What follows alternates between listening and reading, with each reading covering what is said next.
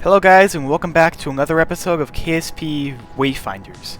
Now, I've been focusing on KSP Resurgence, my other YouTube series, for the past few weeks, so that's why I haven't really been paying attention to this series. But things have kind of changed. I've kind of gone through the entirety of KSP Resurgence's raw footage. So I'm at the point where I've run out, so now I have to work on this. I'm actually glad that I get to work on Wayfinders more, because I've been really wanting to actually record this series a bit more and actually upload more videos about it. Now, this here is actually going to be our very first space station. It's not going to orbit a moon, it's just going to orbit Gale directly, which is the homeworld in Galileo's planet pack. It's got a laboratory and some pretty decent habitation. It has some Apollo docking ports too, because I haven't unlocked any androgynous docking ports yet, so I have to use the ones from Blue Dog Design Bureau. It's got lots of science experiments as well to actually make the most of the laboratory. And also the upper stages have some solid rocket motors to actually help it return to the surface and not end up being a piece of space junk. So now it's time to set up the crew. I'm going to be using Apollo Block 3 module, I think it is. It has 5 crew members. So it's really good for carrying up a station crew. It's a very capable launch vehicle with a launch abort system, so it's very safe. If something did happen, which, well, this is Kerbal Space Program, something bad is very likely to happen, the Kerbals could just jettison and actually end up flying away to safety. I actually somewhat kind of overbuilt this vehicle because it has way more delta V than it actually needs to. But I expect it to have too much fuel than too little. I don't use the entirety of the upper stage just because I don't want any space junk, so I end up just jettisoning it, sending it away early, just to actually end up using the OMS engines on this crew capsule. Now, these engines are actually pretty unique. They use a rather weird mixture of hydrogen and oxygen, I believe. They're from Alcoholic Aeronautics, which is a really excellent mod that provides some high-quality engines that use ethanol. So it's really good for very early in the tech tree, but they can also be used to use hypergolic fuels if you have the Chemical Technologies mod. I will be using hydrogen and nitrogen tetroxide for this, but I haven't unlocked that as a fuel yet, so I'm going to have to stick with oxygen for just a little bit longer. However, I do believe oxygen is a bit more efficient than dinitrogen tetroxide, but it does offer, I think, a bit less thrust. And also it is a cryogenic, so storing it's just a tad bit harder, though I don't have any boil-off enabled, so it really isn't too big of an issue. Though I do have to use some electric charge to ignite it, because hydrogen and NTO is a hypergolic fuel, meaning it ignites on contact. Hey, well, look at that, it's finally time to actually dock this crew capsule to the space station. With that, all the crew, it's time for them to board the station and start working on all the science. Now, this weird part I put on the end, it was like some weird mystery goo experiment that was meant to be used for a longer time. It was kind of bugged, it wouldn't work for some reason, so unfortunately I couldn't get it to work. However, all the other science experiments worked perfectly fine, so we are going to get a whole lot of science from this. Doing a little bit of a brief tour through all the modules. It's not a big station, but it is a pretty luxurious one. It has plenty of space for 5 Kerbals.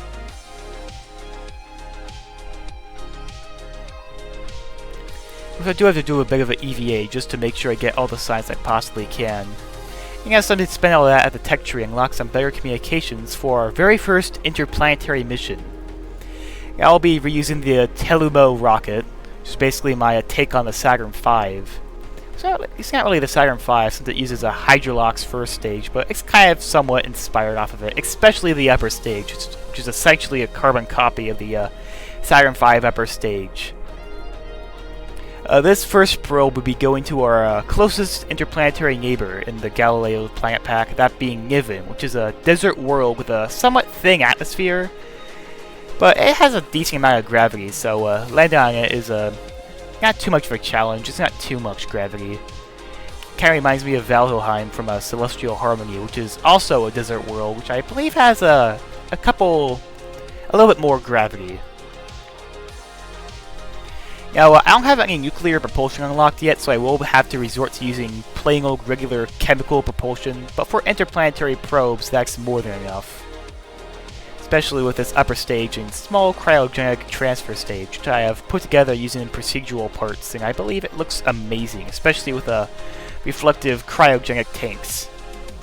Now, I'm actually going to use something I've never actually done before in Kerbal Space Program, which is MechJeb's Maneuver Planner, which accurately predicts how efficient a transfer can be, and actually shows you what a transfer window is. Now, I will be utilizing transfer windows more in this series, just because I really want to be able to do everything in one burn.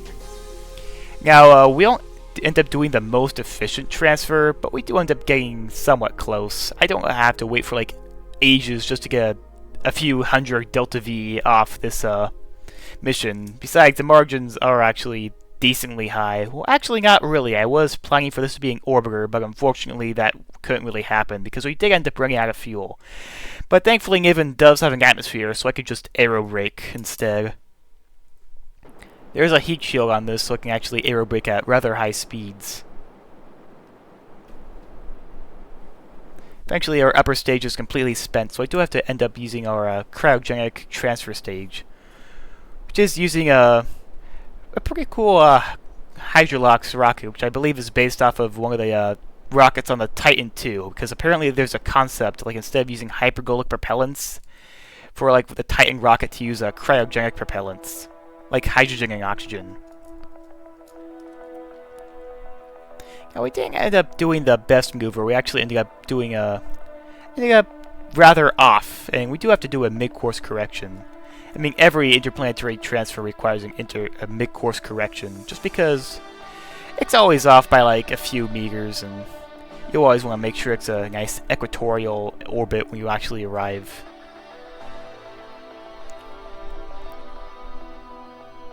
You also want to make sure you don't end up in a retrograde orbit, because if you do end up in a retrograde orbit, landing is going to be a lot tougher because you have to fight against the rotation of the surface.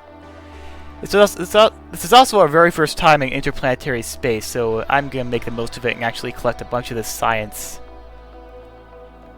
I can't collect all of the science I would have by recovering it, because this is a probe and it's a one-way mission. That also means I really have to keep track on the communications range, because if I run out of communication distance, I will not be able to transfer back any science. Now, after a short little mid-course correction burn, we can actually end up in a very, very exact trajectory in a nice equatorial orbit with a very low perigee. Now, unfortunately, we won't have enough fuel to actually circularize, so we are going to be doing an aero brake to capture the lander. Unfortunately, this means the orbiting part of the mission will fail, but we will actually end up landing on the surface anyway. Now, unfortunately, we do end up running out of communications range, and we cannot actually communicate with a Kerbal Space Center. I mean, we could, well, actually in orbit, because the transfer stage actually has a lot more communications range, but once we decouple the lander, we completely lose all communication, which is a real shame, because that means I won't actually be able to get any science from the surface of Niven. And we won't be able to use it as a relay, because I don't have any relay antenna that can actually get that far just yet, so quite unfortunate. I still have control over the lander, at least partial control. I just can't use a partial throttle, so landing will be a little bit more wacky. But thankfully, it goes flawlessly, especially with these drogue chutes pulling a whole lot of the work. With that, we have a touchdown of was it Explorer? I forget what I called this probe. I'll have to look it up, and then you can probably see what this probe is actually called by looking at the chapter. I do name my chapters after the missions in this series. Now with that, with all the science I actually did manage to get, I make it a priority to get as much communication science as I possibly can, because I do not want this issue to repeat. Now that mission did take a while, but now it's time for the crew of this first space station, I believe they call it Starbase, to actually return home. It's just a plain old regular re-entry from orbit. So it's nothing too crazy. Besides, even if it was from a moon, this heat shield, I'm sure, would be able to handle it. I do believe it is just a rescaled 2.5 meter heat shield because it is the same diameter and it does have the same amount of ablator.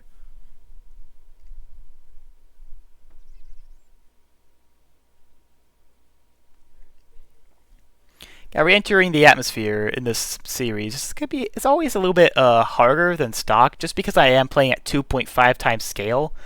So you will enter the atmosphere much higher and a lot faster. So re-entry heating is a massive problem. Back in stock Kerbal Space Program, you can just get away with not using a regular heat shield, but now with this 2.5 times rescale, heat shields are practically necessary and required. If you don't have them, you will definitely explode. Now, after not too long in space, the crew actually manages to return home, and now it's time to launch our next probe. Now, I did make some alterations to the Telumo rocket. Now, it's using a parallax first stage, because I feel like using kerosene for the first stage ends up getting a whole lot more delta V than the cryogenic one. Because kerosene is a better fuel for sea level operations. I mean, I could do something with hydrolox and make it even better than kerosene, because it is more efficient. The kerosene stage with no boosters is just better in this case. Besides, I kind of want to save the cryogenic stuff for upper stage exploration. Now, this rocket will actually be going to Telumo, which also happens to be the name of the launch vehicle. Now, I'm kind of naming my launch vehicles after celestial bodies in the Galileo's planet pack. And Telumo is a really large super Kerbin with a very thick atmosphere, but also I believe it actually has life on it. Breathable atmosphere too, so if a Kerbal can actually land there, handle the intense amount of gravity in the very thick atmosphere, it'd actually be a pretty pleasant place to be. Due to the same amount of gravity, I will have to utilize parachutes and also airbags just to make sure I don't end up blowing anything up when I land. I do have to end up waiting in orbit for a prolonged period of time because I launched at a rather poor time to actually perform any maneuvers, because I did not take off out of transfer window. So sorry about the excess time warp, but sometimes that's what you end up having to do. Now, we do end up using a little kick from the upper stage, but most of expense, most of the burns actually can be used by this upper stage, which of course I have to auto-strip because the engine has a habit of poking straight into the fuel tank when you use physics warp.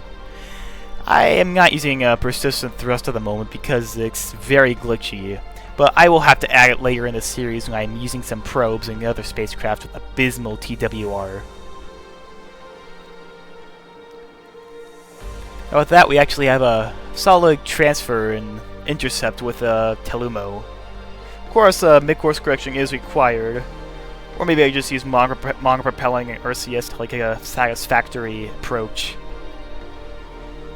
Now this mission will actually be able to capture around in orbit, because I did give more Delta V margins to this mission. I think it might actually be cheaper to go to Telumo than it is to actually go to Niven. Since it is a larger body with more mass, we actually can end up capturing a lot easier. Aero captures are also a lot easier, but a lot more risky, because the atmosphere is 10 times the pressure of that on Kerbin or Gale. So expect a very toasty re-entry, and be sure to pack heat shields. I was a little worried I had to stack heat shields because 10 atmospheres and 2.5 times rescale isn't exactly a recipe for fun times. But we'll see how that goes later in the episode. I'm not going to spoil everything. Thankfully, the transfer actually doesn't take that much time. We do end up having a very close flyby to the surface. You may notice that Telumo also has a very nice pair of rings, and also a nice little asteroid moon that seems to act as a shepherd moon. To make sure the communitron inside is actually ready to be used. We do end up losing partial communication, but we just get very close to actually receiving communication. So we're basically on the brim of not having communication with Gale. Thankfully, our antennae are just enough, and we do have relays on this, so I actually can use the probe and actually still be able to communicate back with the Galilean Space Center. So if you're ever doing a mission like this where you're sending probes far away, be sure to have relays, because especially in 2.5 times Rescale, because more often than not you're actually going to run out of communications distance. Now, what I did there was I deorbited the lander itself, but then actually allowed the transfer stage / relay to actually remain in orbit, because I actually really need that relay. Now, I may notice Telumo has a very odd re-entry color. It's kind of a greenish yellowish, to be honest. And yes, we will be landing in the oceans. Had I actually been able to put more attention to where I was landing, I would not choose the ocean, because the oceans are treacherous, especially on high-gravity worlds, and they're really unfriendly to antenna and solar panels. But thankfully, I do have some airbags, as one of my viewers generously suggested that I use the comfortable landing mod, I believe it was. So I will be using that. It may not exactly be necessary in this case, because I am doing a soft landing on the ocean. But in a case where I was landing on the ground, I believe airbags would have been my go-to option. Now, Telumo does provide a rich amount of science, because it is very similar to Gale. It's an interplanetary destination, and it is a super Kerbin, so it will provide a decent amount of challenge to actually landing there and returning. Landing there isn't actually that bad, because all you need is a heat shield and some parachutes, but getting off is a whole different story, kind of like what it is with Eve. You know, so maybe landing a crew on it might actually be harder, because when you try entering Eve's atmosphere, your lander ends up tipping over a whole lot of the time. It's kind of an issue I have. Unfortunately, the oceans do have a habit of killing our solar panels, so I do have to keep a close eye on them and make sure nothing ends up breaking, or else this mission will be deemed a failure. It probably won't survive much in the ocean, but this probe will actually give us a whole lot of science.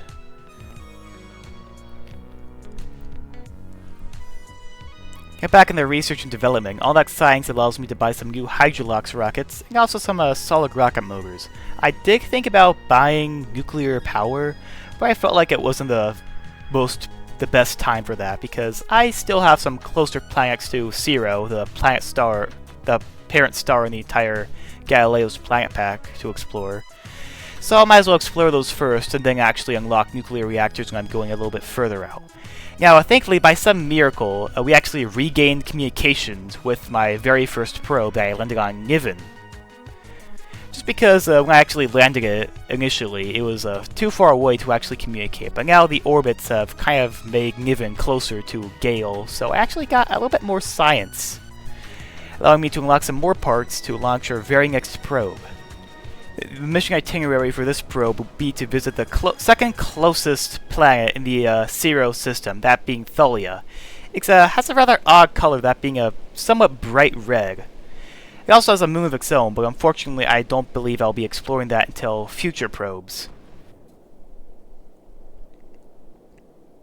I will be using the exact same rocket, and I believe I am using the exact same probe design, very, very similar. I did upgrade the second stage to use some new higher tech Hydrolox rockets. These ones have a slightly longer nozzle engine bell, so it actually produces more thrust and it's more efficient in a vacuum, but they do take up more space, so I can't cluster 5 of them. I had to reduce that number to 4, but I believe the extra efficiency and thrust of these will more than make up for that. But we do struggle into getting into an orbit because of our low TWR, and actually end up having to use the transfer stage to actually circularize, which isn't ideal, but I do believe the mission margins are pretty wide for this one, so we won't have to worry about running out of fuel. I also am using the Ulysses cryogenic engine for this transfer stage, which does provide more thrust and efficiency than the upper stage of engines I actually am using for the latest iteration of the Telumo rocket. So who knows, maybe I won't be using those engines anymore. I'll just switch to the these ones that are better. They're from the cryogenic engines mod, by the way.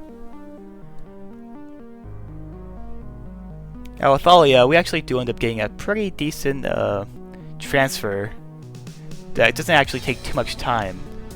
It does cost around 3,000 meters per second. I wasn't really intending for this to be an orbit mission, because the closer you get to the star, the faster your relative velocity is going to be, so getting into an orbit around a very close planet like, say, Mercury or Moho it's going to require a whole lot of Delta V, which is why going to these places is very difficult. Now, in future missions, I will be able to have access to, say, ionic propulsion, which will utilize the excess solar energy from the so close to zero to actually have more thrusting efficiency. So getting there will be easier.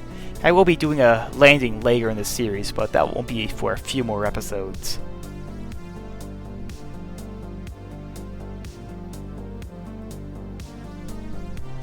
The burn does take a pretty long time because the TWR isn't exactly great, but some sacrifices have to be made to maximize the amount of efficiency and Delta V you have.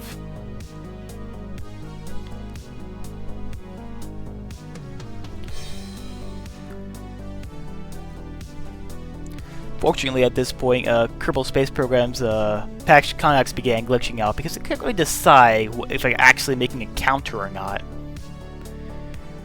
I'm not sure. I think it was because I had a possible encounter with Gale, like in the future, and it was just tripping out. It's really annoying when that happens because you can't accurately plot out maneuvers. You know, so maybe there's like a tool from MechJeb or something that actually like fixes that.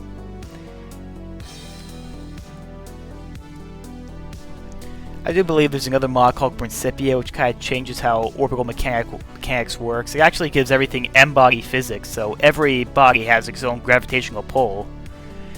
But I don't want to download it because it seems, from what I've seen, it seems to be hard to learn, has a bit of a learning curve, and also it might end up reducing my performance, which may not seem like much because I do have a pretty beefy computer. I mean, especially when we get way more parts involved, it ends up really lagging the game out. Especially with my cinematic that I'm recording right now, Project Nebulon, which I plan to be the finale of Kerbal Space Program Resurgence, which is my other series I have going on.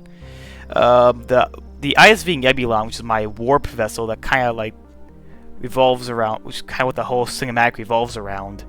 Whenever I have all my interstellar excursion vehicles docked to it, it gives me only 9 frames per second.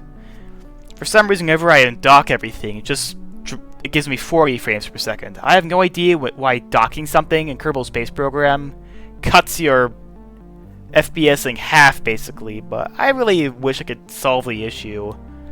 Who knows, maybe it's an installation exclusive thing, maybe in a different save file won't give me those issues. I guess I've been playing on the Resurgence save for such a long time, bugs like that are bound to happen. Now, Thalia is very rare, and there's a rather odd bug that keeps happening. Whenever I fly super close to it, my spacecraft begins overheating. Well, what if it's because you're super close to zero, the sun's heating up your craft? Well, I know that's not the case because I actually sent a mission to Icarus, which is closer to zero than Thalia, and I didn't get this issue. For some reason, the closer I get, the more my craft heats up. I have no idea if this is an intended feature or a bug, but it gets dangerously hot, especially during time warp. So future missions, I will be using the Ignore Max Temperature cheat, because I feel like this should not be happening. That's some weird niche intended feature that Team Galileo implemented, but I'm really not sure. If you have any idea why this is happening, please leave a comment. Now, after that flyby, this mission's kind of complete. There's really no reason to do anything with this probe, so now it's back to the tech tree to look at some more perks to unlock. I think I need more Hydrolox engines, but I really don't need those. I have plenty of rocket engines. What I really do need is nuclear power, because at this point, I think it's time to start going further out in the system where solar panels don't generate enough electricity to power things. It's kind of a major problem. If you want to go further out, you need more Delta V's, so you're using ionic engine. But for ionic engines, you need electric charge, and further out, you get less electric charge. So it provides a major challenge. Now, I did end up launching another probe to Gratian, but for some reason, my OBS decided to have a stroke and just stop recording it, so unfortunately I couldn't record the entire launch, and I just ended up getting the intercept. Fortunately, we won't be seeing the orbit and flyby until a couple episodes in the future. I believe it will be next episode. Now, this mission will be to launch the first lunar space station. It will be orbiting Ioga, the closest moon to the Gale Space Center. I did want to launch the crew along with this just to hit two birds with one stone, but I just couldn't pack enough Delta V into this rocket to be able to do that. So initially it'll just be the space station, and then I'll send the crew separately. I believe that will be the safer option in my headcanon. Sure, as Kerbal Space Program, I could just revert the flight if something goes wrong, but I want to make sure my Kerbals are safe. I do recall actually overbuilding this vessel because I do have plenty of fuel left in the upper stage and the intended transfer stage to actually perform a iota transfer burn and actually entering an orbit around it. I mean, it's better to have, once again, it is better to have too much fuel than too little, because on one hand you actually complete the mission, and the other you end up falling short.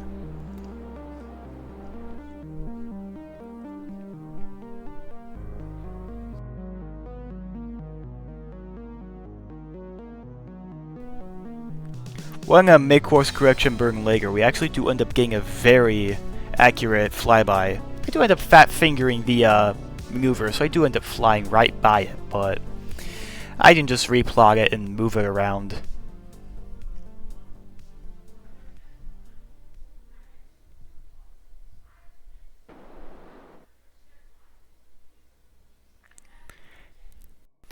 Unfortunately, I do actually end up in a retrograde orbit. I didn't mean to do this. It doesn't really matter because I don't actually intend to use this space station to host any landers or anything. But in the future, I do plan to have a SEGI space station, which will orbit SEGI, the other moon of the Gale system. And I actually want to have that space station last a lot longer. It'll have a fuel tank, it'll have a lander, have a lot more habitation space. And I think that will be really, really cool. Unfortunately, all of that will have to wait until a future episode. This has been Nebula. I hope you guys enjoyed watching this episode, and I'll see you all in the next one.